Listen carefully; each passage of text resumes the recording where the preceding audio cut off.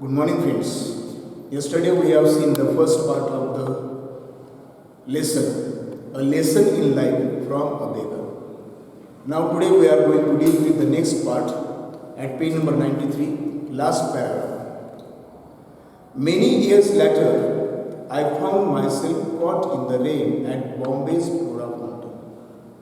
Remember, Bombay is the official name of Mumbai until 1995.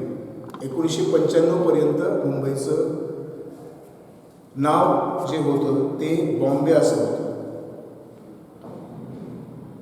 Many years later is the comparative degree form of the adjective late म्हणजे उशिरा, letter म्हणजे त्यापेक्षा उशिरा, आणि latest म्हणजे आत्ता नुकताच आलेला, सगळ्यात जास्त उशिरा आलेला. मेनी इयर्स लॅटर, पण या ठिकाणी या लेटरचा अर्थ नंतर असा घ्यायचा. आफ्टर मेनी इयर्स लॅटर, अनेक वर्षानंतर. I found my self caught in the rain at Bombay's Flora Fountain. I found my self caught in the rain at Bombay's Flora Fountain. मुंबईमध्ये असलेल्या फ्लोरा फाउंटन या ठिकाणी मी पावसात सापडले. It was pouring and I didn't have an umbrella. It was pouring, pour म्हणजे ओतणे, इथं त्याचा अर्थ घ्यायचा. इट वॉज पोरिंग म्हणजे पाऊस धोधो कोसळत होता आणि माझ्याकडे छत्री पण नव्हती. I was standing near Akbar Ali's, a popular department store, waiting for the rain to subside. Subside म्हणजे कमी होणे. मी एक लोकप्रिय डिपार्टमेंट स्टोअर असलेल्या अकबर अलीज जवळ पाऊस कमी होण्याची वाट पाहत थांबलेले होते. Suddenly I spotted Meena. Spot म्हणजे हेरणे, जागा लक्षात येणे. आय स्पॉटेड मीनाचा अर्थ मला मीना अचानक दृष्टीस दिसली. My first reaction was to run even in that pouring day. आणि मीना दिसल्याबरोबर माझी पहिली प्रतिक्रिया होती, अगदी पाऊस धोधो कोसळतोय तरी देखील आपण यातून पळून जावं. का पळून जावं त्याचं कारण तिथं पुढे दिलं आहे. I was anxious to avoid being seen by her having to listen to her never ending complaints. I was anxious. Anxious is the adjective form derived from the noun anxiety, ANXIETY. Anxiety म्हणजे चिंता आणि anxious म्हणजे चिंतातूर. I was anxious to avoid being seen by her having to listen to her never ending complaints. न जाणू तिनं आपल्याला पाहिलं तर मला तिच्या कधीही न संपणाऱ्या तक्रारी ऐकाव्या लागतील, यामुळे मी चिंतातूर होते, काळजीत होते. हावेवर, तथापि, आय कुडंट एस्केप. मी निसटू शकले नाही, सुटू शकले नाही. कशामुळं? She had already seen me. तिनं मला अगोदरच पाहिलेलं होतं. And caught hold of my hand warmly. आणि तिनं माझा अगदी उबदारपणे, प्रेमळपणे माझा हात घट्ट पकडला. व्हॉट्स मोर, शी वॉज व्हेरी चिअरफुल. आता लेखिकेला भीती कशाची होती? Meena was a pessimist. आणि आता तिच्या आपल्याला नेव्हर एंडिंग कंप्लेंट्स ऐकायला लागणार, कधीही न संपणाऱ्या तक्रारी ऐकायला लागणार, आणि आपला दिवस खराब जाणार, आपला वेळ वाया जाणार, अशी तिला भीती होती. पण तिला अनुभव काय आला? What did she experience? She experience that she was very cheerful. Meena was very cheerful. मीनाचा स्पर्श तर उबदार वाटलाच, पण त्याच्याही पेक्षा जास्त काय तर ती अतिशय आनंदी दिसत होती. Hey, I am really excited. It's nice to meet old friends. What are you doing here? मला खूपच उत्साह आल्यासारखं वाटतं, मी खूप आनंदी आहे. It's nice to meet old friends. जुन्या मित्रांना भेटल्यानंतर किती छान वाटतं. What are you doing here? इथं काय करतेस तू? I explain that I was in Bombay on an official work. मी तिला सांगितलं की मी ऑफिसच्या कामासाठी मुंबईमध्ये आलेले आहे. Then stay with me tonight. तर मग आजची रात्र, टू नाईट म्हणजे आजची रात्र तू माझ्याकडेच राहा. शी से. ती म्हणाली, लेट्स चॅट, आपण गप्पा मारूया. Do you know that old friends and memories are precious and rare. जुने मित्र आणि जुन्या आठवणी या खूपच मौल्यवान आणि दुर्मिळ असतात, हे तुला माहिती आहे का? अशा शब्दात तिनं मला तिच्याकडे राहण्यासाठी सांगितलं. I couldn't believe it. माझा त्यावर विश्वासच बसू शकत नव्हता. This pessimist Meena, how can say so? Was this really Meena? ती खरंच मीना होती का? I pinched my self hard to be sure it wasn't a dream. म्हणून मी काय केलं? मी स्वप्नात तर नाही ना, हे पाहण्यासाठी मी स्वतःलाच जोरदार चिमटा काढला. But Meena was really standing there right in front of me, squeezing my hand, smiling, and yes, she did look happy. पण ते स्वप्न नव्हतं हे माझ्या लक्षात आलं. मीना माझ्यासमोर उभी होती, माझा हात दाबत, हसत, स्मितास्य करत, आणि हो, ती खूप आनंदी पण दिसत होती. In the 3 years she had been in Bangalore, I had never seen her smiling like that. जेव्हा ती बेंगलोरला माझ्यासोबत 3 वर्ष होती, तेव्हा त्या 3 वर्षाच्या कालावधीत मी तिला कधीही आज जशी ती स्मितहास्य करत मला दिसत होती, तिच्या चेहऱ्यावर स्मितहास्य दिसत होतं, तसं मी तिच्या चेहऱ्यावर एकदा देखील पाहिलेलं नव्हतं. A few strands of grey in her hair reminded me that years had passed. आणि तिच्या चेहऱ्यामध्ये रुपेरी केसांची छटा, काही छटा पाहिल्यानंतर त्या छटांनी मला अनेक वर्ष निघून गेलीत हे जाणीव, याची मला आठवण करून दिली. There were a few wrinkles in her face. तिच्या चेहऱ्यावर काही सुरकुत्या देखील होत्या. But the truth was that she looked more attractive than ever before.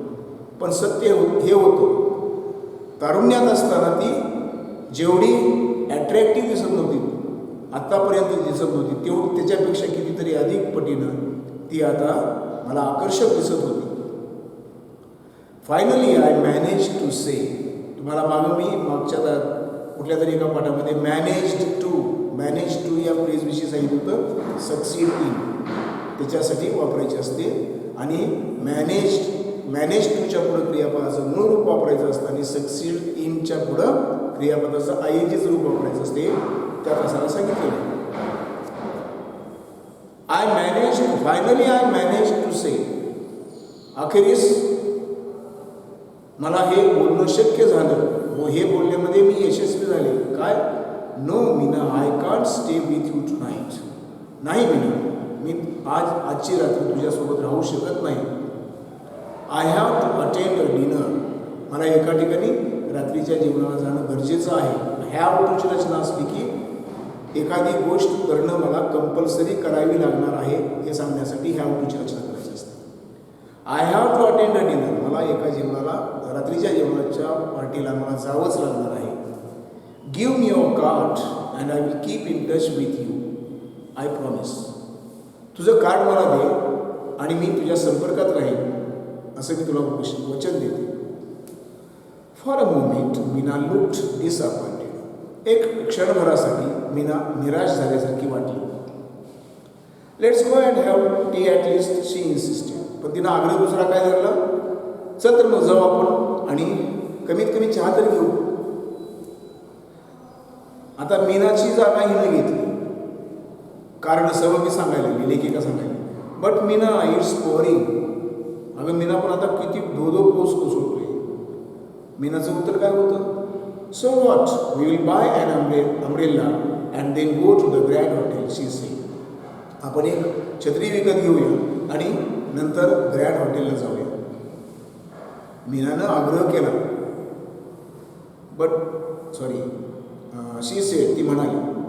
We won't get a taxi in this rain, I grumbled. पुन्हा तिनं लेखिकेनं दुसरी सबब सांगितली.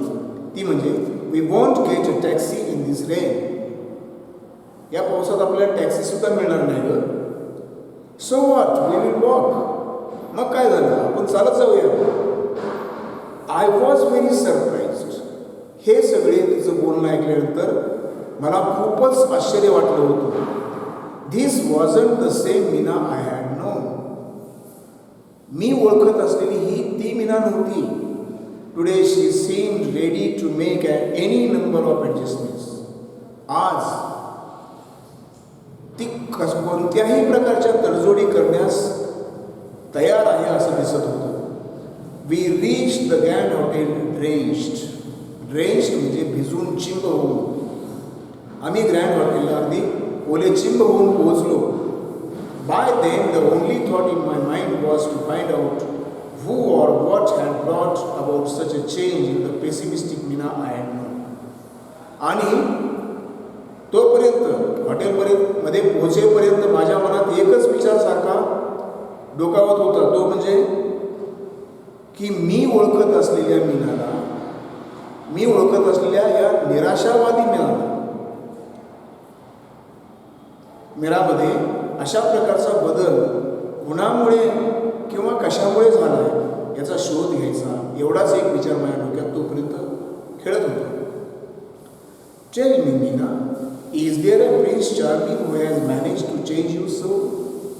मीना मला सांग, तुला तुझ्यामध्ये असा बदल घडवून आणण्यात यशस्वी होणारा एखादा प्रिन्स राजपुत्र तुला भेटलाय का? Meena was surprise by my question. माझ्या या प्रश्नानं मीनाला सुद्धा आश्चर्य वाटलं होतं. No, there isn't like that, she said. Meena म्हणाली, तसं काही नाही. Then what's the secret of your energy? I asked like Tendulkar does in the advertisement. ज्याप्रमाणे तेंडुलकर एका जाहिरातीमध्ये म्हणतो, मग तुझ्या ऊर्जेचं रहस्य काय? हा प्रश्न जसा विचारतो तसा मी तिला प्रश्न विचारला. She smiled. तिनं स्मितहास्य केलं. A beggar changed my life. एका भिकाऱ्यानं माझं जीवन बदललं. I was absolutely dumbfounded and she to see it. माझी वाचाच बसल्यासारखी झाली आणि तिला सुद्धा ती दिसली. इथपर्यंत आपण थांबूया. डाव्या बाजूला जे प्रश्न आहेत त्या प्रश्नाची उत्तरं तुम्ही शोधण्याचा प्रयत्न करायचा. डाव्याने उजव्या बाजूला. या ठिकाणी या पार्टमध्ये जे काही शब्द गेले त्या शब्दाविषयी सांगण्यासाठी तुम्हाला मी इथं फळकलेलं आहे. पहिला शब्द गेला आहे फाउंड. फाउंड हा शब्द त्या वाक्यामध्ये फाइंड या क्रियापदाचं भूतकाळी रूप आहे. आणि फाइंड या क्रियापदाचं भूतकाळी स्वरूप काय असतं? फाउंड. फाउंड याचा अर्थ वेगळा. फाइंड म्हणजे शोधणे, सापडणे, आढळणे. मग फाउंडचा अर्थ या ठिकाणी आढळला, आढळले असा वापर होतो. पण इंग्रजीमध्ये फाइंड या क्रियापदाचा भूतकाळ म्हणून वापरला जाणारा जो शब्द आहे फाउंड, तोच शब्द इंग्रजीतले एक स्वतंत्र क्रियापद सुद्धा आहे. फाउंड हे स्वतंत्र क्रियापद आहे आणि त्यावेळेस त्याचं 3 रूप असतं. Founded, founded. मग फाउंड म्हणजे काय? या फाउंडचा अर्थ काय? या फाउंडचा अर्थ शोधले, सापडले, आढळले. मग या मूळ क्रियापदातून मिळणाऱ्या फाउंडचा अर्थ काय? तर त्याचा अर्थ ते वर्ब असते आणि त्याचा अर्थ असतो एस्टॅब्लिश, स्थापना करणे, पाया घालणे. आणि त्याचं नाव असतं फाउंडचं फाउंडेशन आणि त्याला समानार्थी शब्द काही एस्टॅब्लिशमेंट. अँक्शस हे ॲडजेक्टिव्ह आहे. दुसरा शब्द अँक्शस हे ॲडजेक्टिव्ह आहे and it has been derived from the noun anxiety. Anxious noun सांगा म्हणजे ते नाउन काय सांगणार? ANXIETY, अँक्सिटी. अँक्सिटी म्हणजे चिंता आणि अँक्शस म्हणजे चिंता तो. एक्सप्लेन हे वर्ब आहे. मुद्दाम हा शब्द इथे घेतला आहे आवर्जून. का तर इथं नाउन तयार करताना आपल्याकडून चूक होऊ शकते. काय चूक होऊ शकते बघा? एक्सप्लेन हे क्रियापद आहे. एक्सप्लेन या क्रियापदाचं स्पेलिंग आहे EXPLAIN, राईट? आपण नाउन तयार करताना काय करतो? त्यामध्ये ATI प्रत्यय होतो. एक्सप्लेनचं नाउन तयार करताना एक्सप्लेनेशन हे नाउन तयार होतं. मग आपण काय करणार? मग EXPLAIN हा शब्द जसाच्या तसा येणार आणि पुढं ATI होणार. पण तसं होत नाही. एक्सप्लेनमध्ये जे आय आलेलं आहे ते नाउन होताना, एक्सप्लेनेशन हे नाउन तयार होताना ते आय निघून जातं. एक्सप्लेनेशनमध्ये मला तुम्हाला दिसतंय EXPLA, इथं यांच्या अगोदर आय असतं, ते आय निघून जातं आणि नंतर एन येऊन पुन्हा एटी आय प्रत्यय लागतो आणि त्याचं नाव तयार होतं एक्सप्लेनेशन. ठीक आहे. नंतर पुढचा शब्द इथे दिला मी बिलीव्ह. BELIEV. बिलीव्ह हे वर्ब आहे. बिलीव्हचं स्पेलिंग बऱ्याचदा चुकतात म्हणून मुद्दाम आणखी एकदा दिला आहे. BELIEVE लक्षात ठेवा. आणि त्याचं नाव नसतं बिलीव्ह. BELIEF believe. तशाच उच्चाराचा तशा प्रकारचं जवळपास स्पेलिंग असणारा दुसरा शब्द आहे बिलीव्ह सारखा रिलीव्ह राहील म्हणा आणि त्याचं स्पेलिंग पण बदलत असतं. फक्त बिलीव्हमध्ये बी आहे, रिलीव्हमध्ये सुरुवातीला आर आहे रिलीव्ह, त्याचं पण नाव नसतंय रिलीफ. पुढचा शब्द दिला आहे धड्यामध्ये आलेला अट्रॅक्टिव्ह. हे ॲडजेक्टिव्ह आहे. ते तयार झाले अट्रॅक्ट या अट्रॅक्ट हे वर्ब असतं, त्याचं अट्रॅक्शन हे नाव तयार होतं आणि त्याचं अट्रॅक्टिव्ह हे ॲडजेक्टिव्ह आहे. पुढचा शब्द आहे इन्सिस्ट म्हणजे आग्रह धरणे. हे क्रियापद. त्याचं नाव नसतं इन्सिस्टन्स. स्पेलिंग नीट बघून घ्या. त्याचं ॲडजेक्टिव्ह असतं इन्सिस्टंट INSISTENT. जसं की यासारखे दुसरे क्रियापद आहे एक्झिस्ट EXIT. त्याचं नाव नसेल एक्झिस्टन्स. एक्झिस्ट म्हणजे अस्तित्वात असणे. त्याचं नाव एक्झिस्टन्स EXISTENCE एक्झिस्टन्स हे नाव. आणि जसं इथं इन्सिस्टंट हे ॲडजेक्टिव्ह तसंच त्याचं ॲडजेक्टिव्ह काय असेल एक्झिस्टंट. पुढचा शब्द नीट लक्ष देऊन बघा. एक्सप्लेन प्रमाणेच यात सुद्धा होणार आहे. क्युरियस CURIOUS हे ॲडजेक्टिव्ह आहे पण याचं नाव तयार होतं या ॲडजेक्टिव्हमधलं हे जे यू आहे ते निघून जातं आणि नाव तयार होतं काय होतं CURIO हे यू निघून जाईल S आणि नंतर ITY हा प्रत्यय लागतो नाव तयार. ठीक आहे. क्युरियस म्हणजे जिज्ञासू.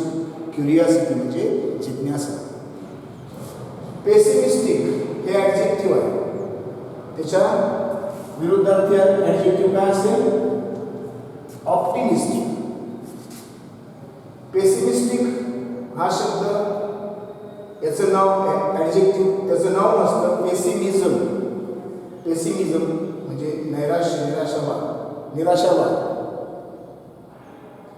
आणि त्याच्या विरुद्धार्थी शब्द असतो ऑप्टिमिझम. नाउन दोन्ही शब्द नाउन आशावाद. आणि शेवटचा शब्द मी दिला पेसिमिस्ट. हा शब्द सुद्धा नाव नाही पण हा शब्द एजंट नाव आहे. त्याचाच विरुद्धार्थी ऑप्टिमिस्ट. जसं इलेक्ट्रिसिटीचं एजंट नाव इलेक्ट्रिशियन, टीचचं एजंट नाव टीचर, तसं पेसिमिझमचं एजंट नाव आपण त्याला म्हणू शकतो पेसिमिस्ट म्हणजे निराशावादी व्यक्ती. A person having negative attitude म्हणजे पेसिमिस्ट आणि ऑप्टिमिस्ट म्हणजे a person having positive attitude. Pessimist अर्थ नकारात्मक दृष्टिकोन असणारी व्यक्ती आणि ऑप्टिमिस्ट म्हणजे सकारात्मक दृष्टिकोन असणारी व्यक्ती. इथंपर्यंत थांबू.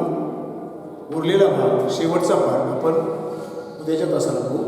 तोपर्यंत थँक्यू.